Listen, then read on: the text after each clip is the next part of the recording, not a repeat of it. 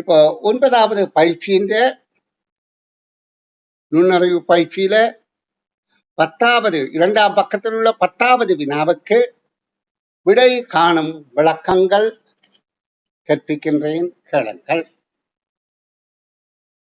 செங்கற்களால் கட்டப்பட்ட இச்சுவரில் கருப்பு அடையாளமிடப்பட்ட வடிவில் மறுபக்கம் தெரியும் வரை 2 துவாரங்கள் உள்ளன. அத்துவாரங்களை அடைப்பதற்கு தேவையான செங்கற்களின் எண்ணிக்கை யாது? அதாவது இந்த வடிவத்தில 2 துவாரங்கள் இருக்கின்றது. இந்த துவாரம் என்ன சொல்லப்படுகின்றது? மறுபக்கத்துக்கு அப்படியே அந்த துவாரம் இருக்கின்றது என்பதுதான் கருத்து. இது ஒரு துவாரம், அடுத்தது இந்த பக்கத்திலே இருந்து ஒரு துவாரம், அதுவும் மறுபக்கம் வரையிலே தெரியும். அப்ப இந்த செங்கற்களால் ஆக்கப்பட்ட அமைப்பை அடிப்படையாக கொண்டு இந்த அடைப்பை பூரணமாக அடைப்பதற்கு, எல்லாம் செங்கற்களால பொருத்தி அடைப்பதற்கு எத்தனை செங்கற்கள் தேவை என்பதுதான் கேள்வி.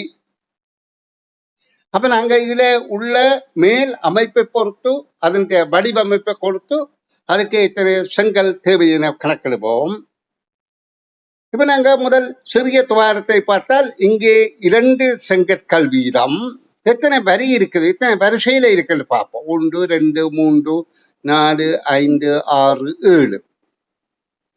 அப்போ 7 2 14 செங்கற்கள் தேவை. இந்த பக்கத்தை அடைக்க 7 படி 2 14 செங்கற்கள் தேவை.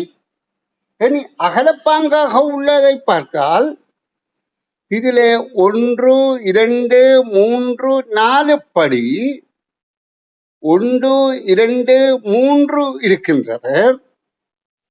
ஆனால் அது ஒவ்வொன்றும் இவ்விரண்டு வரிசையாக இருக்கின்றது. ஆனால் இது ஏற்கனவே எண்ணப்பட்டு விட்டது, நடுவில் உள்ளது எண்ணப்பட்டு விட்டது. அப்ப நாங்க இந்த 4ல ஒரு பக்கத்துக்கு 4 2 8, அடுத்ததுல 4 2 8 16 செங்கற்கள் தேவை. அப்ப மொத்தம் தேவையான செங்கற்களின் எண்ணிக்கை 30 என்பது கேள்விக்கான விடை ஆகும்.